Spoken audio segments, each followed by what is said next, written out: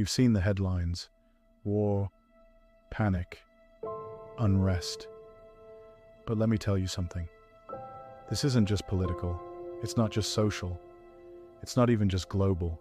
It's biblical. This isn't about left or right. This isn't about who's trending or who's tanking.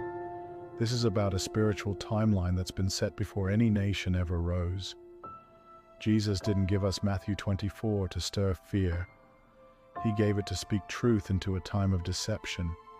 He gave it so his people wouldn't be blindsided, so we wouldn't panic like the world does. And here's what I need you to hear. What's happening right now? It's not random. It's not new. It's not out of control. It's unfolding. Just like he said it would. This isn't hype. This isn't a drill. It's prophecy. In real time. And if you've got ears to hear, it's time to listen. And ye shall hear of wars and rumors of wars. That wasn't a guess. That was a guarantee from Jesus. And now it's echoing through every headline. From the Middle East to the streets of America, conflict is in the air. But listen to what he says next. See that you be not troubled. That's not just comfort. That's command. Jesus doesn't tell us to ignore what's happening. He tells us not to be shaken by it. Why? Because this world may tremble, but the kingdom we belong to is unshakable. The war is real. The fear is optional. The chaos is loud. But the truth is louder if you're anchored. Jesus says, "For all these things must come to pass, but the end is not yet." In other words, don't misread the contractions. These aren't the final pushes. These are the early labor pains. You've seen how birth works. The pain starts slow, then increases. Closer together, more intense. That's what we're in right now. The laboring of a world that's groaning under sin and judgment. And if your foundation is soft, you're going to collapse under pressure. All these are the beginning of sorrows. But remember, sorrow isn't the end. It's the signal. The closer we get to his return, the more the earth will groan in anticipation. The question isn't, is this it? The question is, are you ready for what comes next? If you're still watching, that's not random. You're not here by accident. Either you're already awake, or you're being shaken to wake up. The truth is, the Bible doesn't say if these things will happen. It says when.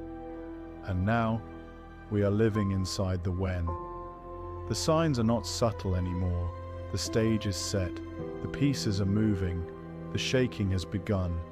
But too many people are still spiritually asleep, scrolling through fear, listening to false prophets, numbing themselves with distractions. What did Jesus say? Be not troubled. That's not just about being calm. That's about being rooted. Because if your faith is based on comfort, you will collapse in the storm. If your peace is based on headlines, you will drown in every rumor. But if your life is built on the word, you can be surrounded by war and still walk in peace. You can be surrounded by famine and still be fed by faith. You can be surrounded by chaos and still stand in clarity. Because Jesus didn't just warn us, he equipped us. And now, he's watching. Who's responding with fear and who's rising with fire. You don't need to guess if this is the end.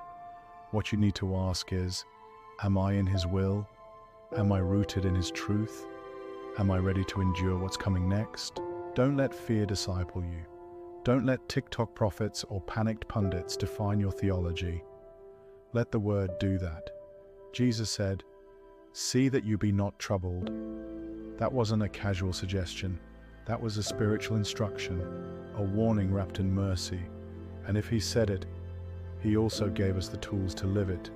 You need a faith that doesn't fold under fire, a mindset that isn't shaped by panic, but by prophecy, a heart that doesn't chase trends, but is rooted in truth. And here's what you need to know. The time for lukewarm is over. The time for passive faith, over.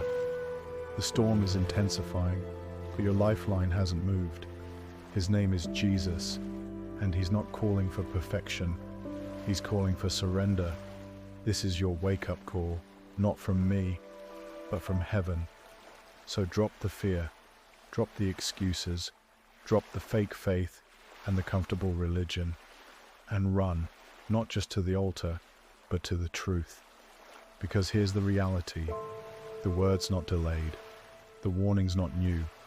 Prophecy is not waiting to start. It's waiting for you to wake up.